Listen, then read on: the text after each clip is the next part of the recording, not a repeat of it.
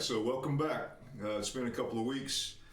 It's been a little hectic around here. I've been working 7 days a week, and I've been working on this tune that I want to present today also. It's a little tricky. This is called Dance Noir. I did a recording of it that I published several weeks ago, actually probably more like a couple of months ago, just playing the melody and the chord, just playing the tune itself. I sent that from my hotel gig. But I've been wanting to do another video about it and talk about it in more detail, so that's what this is about today. I still feel like it's not quite ready, but I'm going to show you what I've been doing and what I've been thinking about with it. So this tune is in 7/4, which is tricky. Odd meters are tricky anyway, especially for me. I'm just haven't still becoming proficient at it. So this tune is really challenging, but it's not just the meter. It's actually because the harmony is also challenging, and it's been suggested to me that that one way to approach this tune would be to just play the melody and then make the improvisational part based on just a vamp over one or several of the chords, or just write some chord changes. I might do one or both of those things, or try some different things for that. Is by the time I get it finished and ready to actually sort of make an official version of it. But I thought I would just show you what I've been doing with it in the meantime, because I have been spending a lot of time working on this in the last few weeks. That's another reason for the delay here. This has been my intention to do this video, and it's taken a lot of work to work on this tune. So actually my teacher Ted, who I interviewed, if you've listened to the interview on Substack or my podcast, he actually wrote a big band arrangement of this tune, which is really cool. So we're gonna collaborate on something when I get ready to record a solo on it. We're gonna collaborate on making a recording of that. It's pretty interesting. So anyway, this tune is called Dance Noir. I'll show you this. Let's see.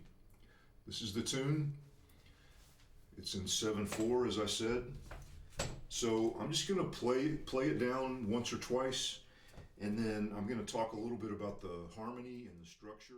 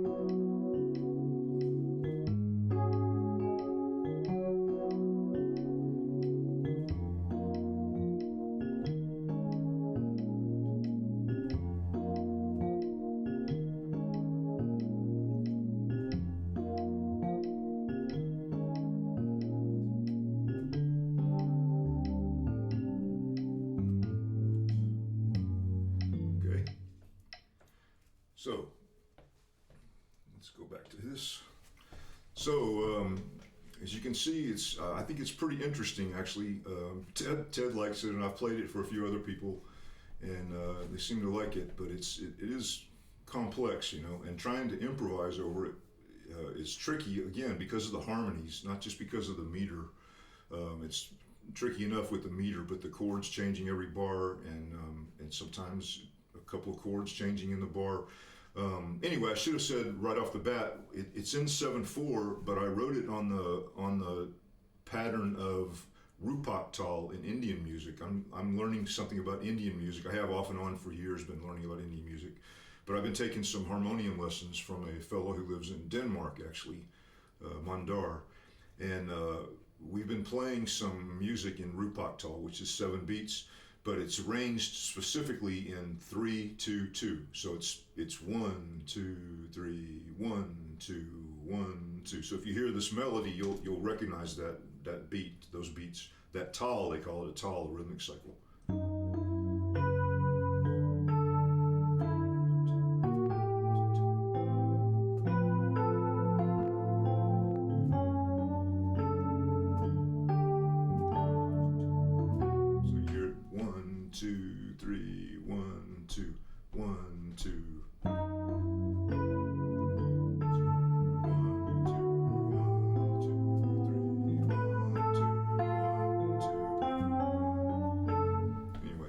So it actually kind of helps to have a strict subdivision of the beats when you're playing an odd meter, at least at the beginning, for me anyway.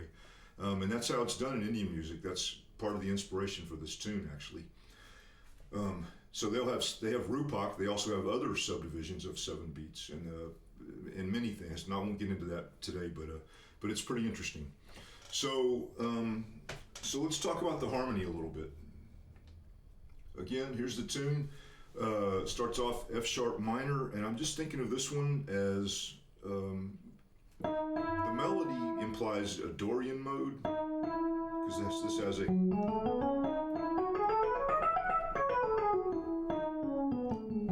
So that looks like this.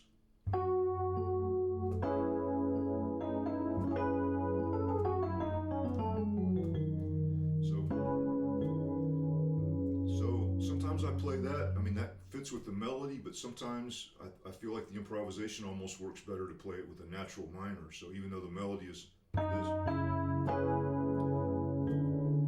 sounds like that.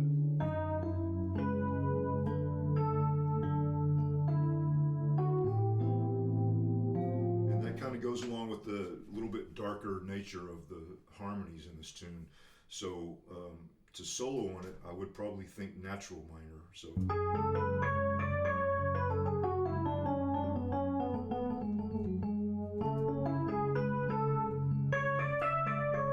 the Dorian would sound like, which also works.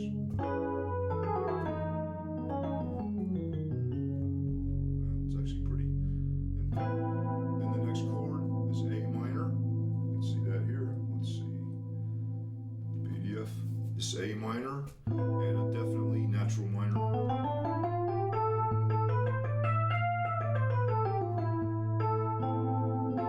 Almost like an F over an A sound, like an F triad.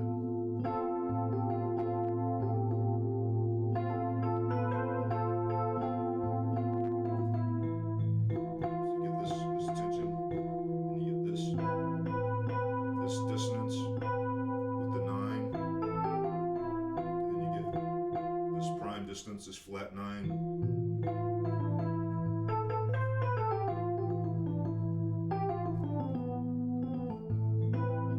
then D over F sharp. Now, so the melody implies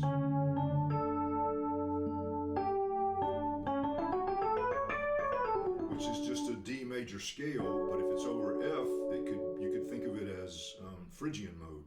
And there's a lot of Phrygian mode in this tune, so this could be Phrygian mode, something like this. So I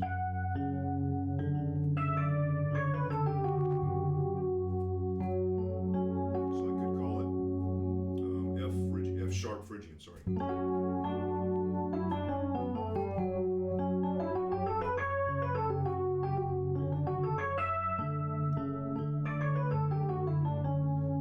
Just when I originally conceived of it, I thought of it. Major 7 so much, but although it's in there, it's implied. I guess it could be that, but.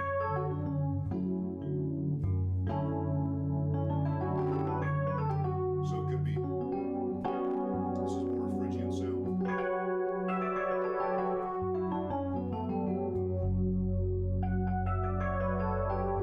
Which is a darker sort of haunting.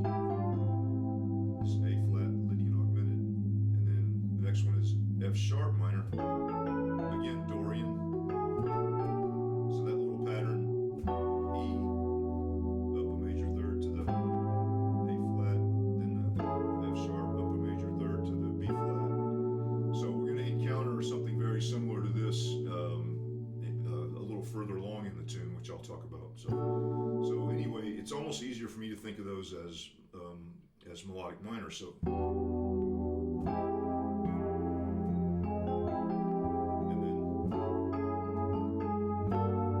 This one would be G melodic minor. The B flat would be G melodic minor. The B flat Lydian augmented here. Melodic minor. Okay.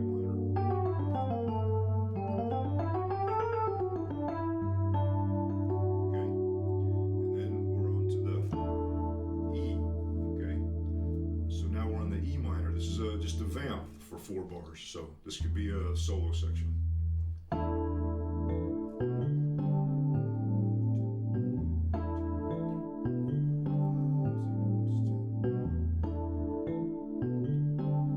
This one I'm thinking natural minor, although it could also be Phrygian. And I might end up playing it as Phrygian. Or, when you're improvising, you can take liberties. It could be one thing one time and another thing the next time. So there's no rule that you have to make it the same every time. It could be different things. It could be Dorian, it could be melodic minor, it could be anything. I'm not sure that fits the character of the piece, but it could.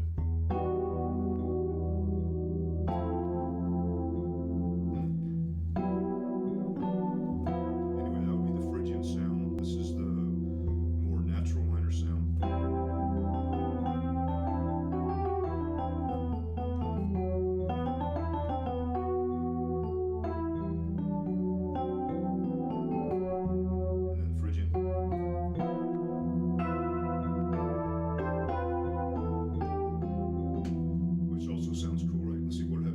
Phrygian there instead.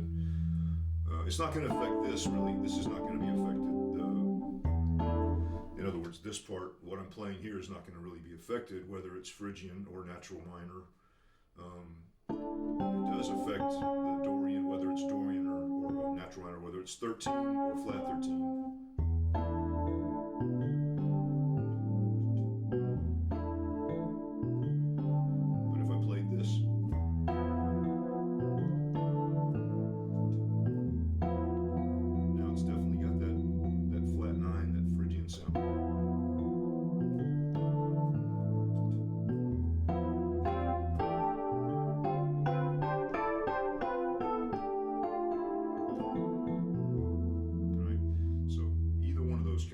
So again, I'm not completely settled on what I'm going to do with some of this tune. It's got a lot of possibilities. Actually, I find it pretty interesting. So if I do say so myself. So anyway, let's keep moving. Next part, we come to this next line is the fourth system. It starts with C sharp minor 7. So this sounds like natural minor already because it's got that.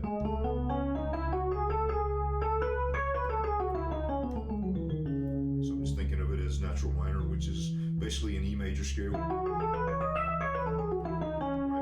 Relative minor. Then I can do this in the left hand. I can do this in the left hand.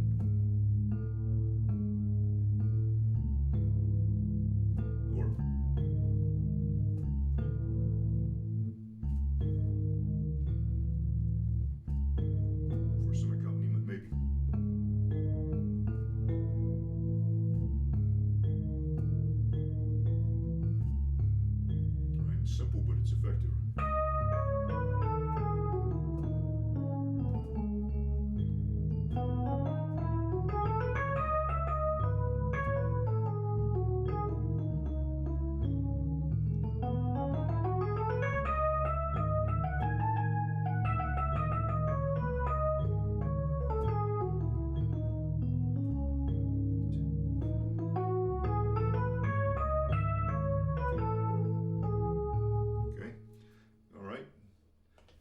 Next is C over E, the same thing really as kind of that D over F, a couple of systems up. It's really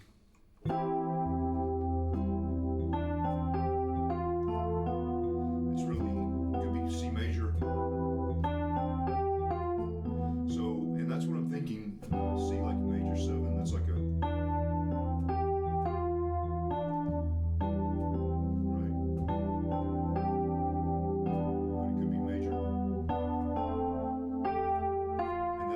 implies major scale, but sometimes to improvise on it, it might sound better with the Lydian.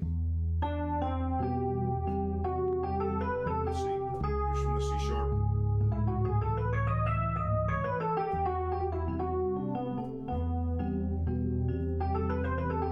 Here's the Lydian with the F sharp instead of the F natural. Here's the E. Here's the Lydian sound. So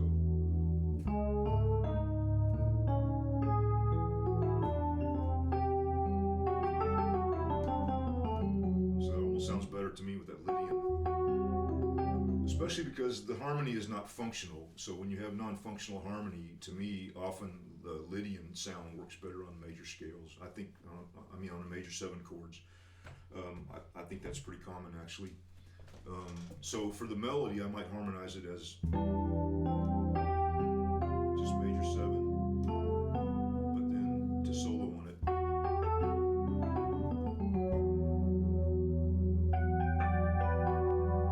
It's richer, you got a little richer sound, a little more possibility than that, you know.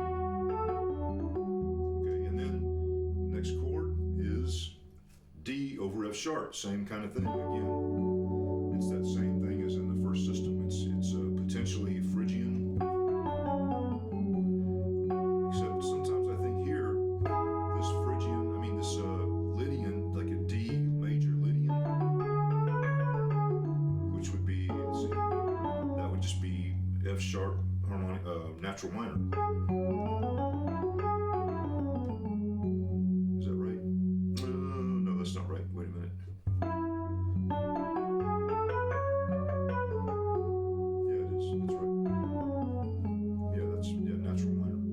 F sharp natural minor or D Lydian over F sharp to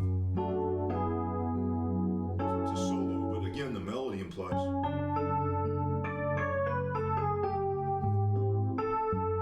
actually it could go either way because that's just a passing note, so I could call it Lydian or natural minor.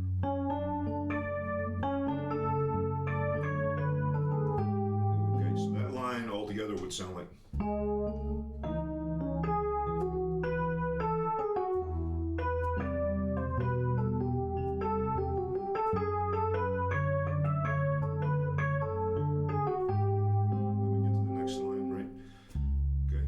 So anyway, just to recap that, C sharp minor, natural minor, C over E. It's just a major scale, or it can be Lydian, and the same with the D, can be a Lydian, D Lydian over F sharp, okay? All right, next system, here's where it gets a little more interesting. So this is similar to the second system, except we start off with this augmented major 7. You see that, the A flat? And then it goes down to the F sharp melodic minor, major 7, minor major 7, and then up to B flat, Lydian augmented, with a sharp 5, up to G sharp, minor major 7. Okay, so the thing is, these are all really melodic minor modes. So this A flat is F melodic minor, just like in the second system.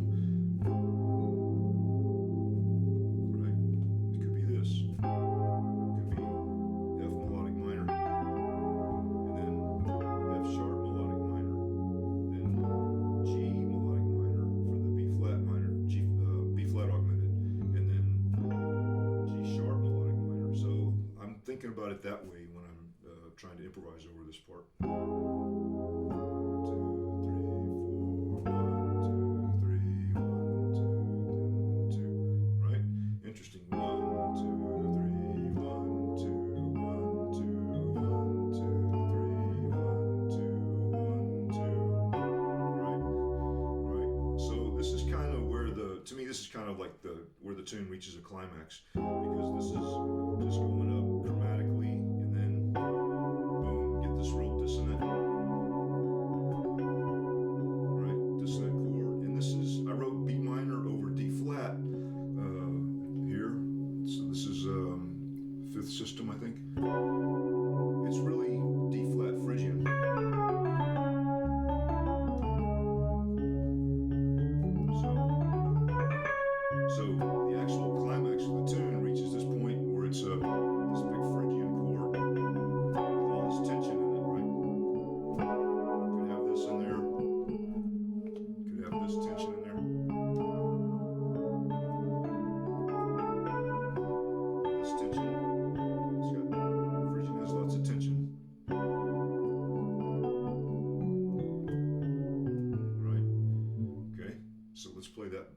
that line right there.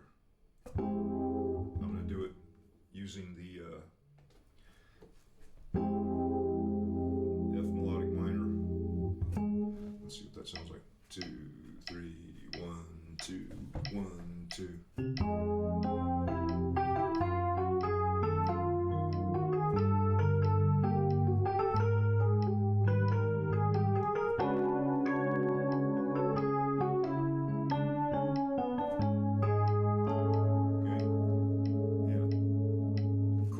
Dark, right? It's very dark.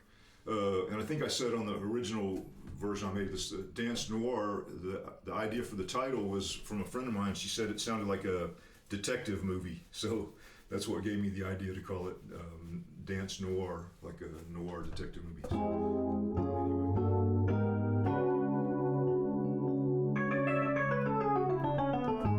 right.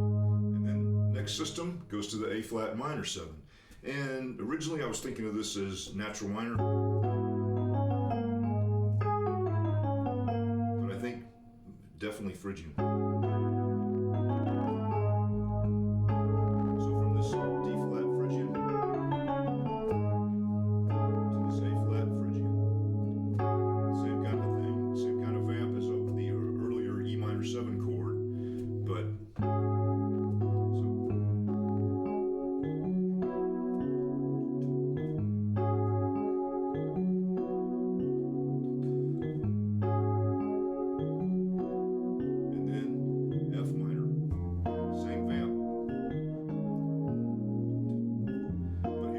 natural minor. Actually, that could be, but again, it could be either one.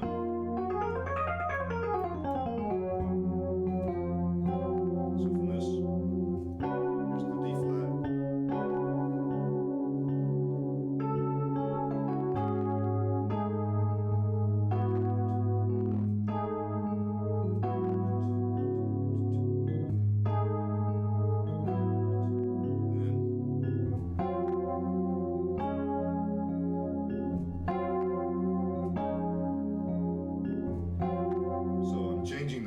I'm changing what I have written for the vamp here. What I have written is this. Let me show you this. So this is the, that same pattern. It's kind of 4th and 5th stacked, right?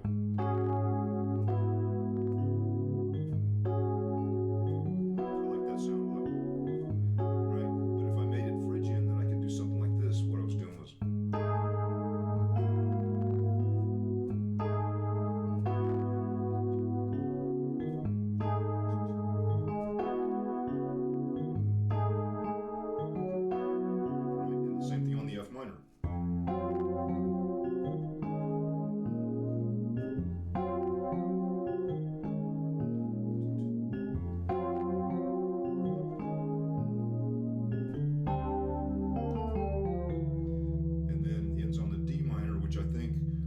play natural minor just to make it a little, just to let it, resolve just a little bit of the tension. It still has that flat 13. It still has that flat 13. This is the last line, F minor.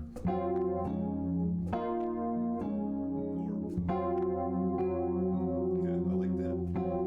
And now that I just discovered this actually right now. This is cool. It's just ongoing, figuring this tune out. It's got a lot of possibilities, so it's really interesting. I like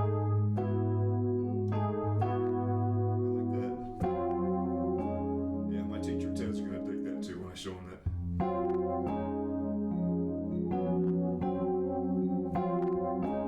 Right, that's kind of cool. I wonder if I could do that on the E minor too.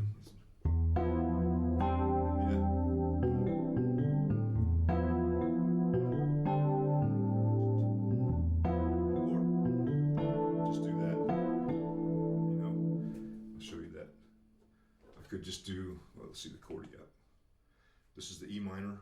Could do that, or the same. And the A flat. And the F.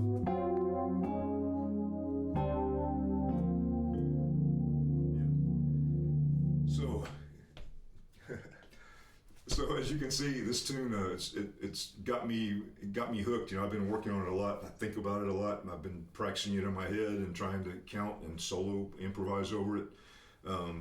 And again, part of the difficulty is just deciding what harmonies to use and just trying to make it sound good. You know, make it sound melodic and still retain the character of it, the darkness of it, but also make it melodic and play something, you know, with some continuity, of course. So I've been practicing just vamping on the minor 7 vamps, like the E minor 7, that E minor 7 vamp, the first vamp,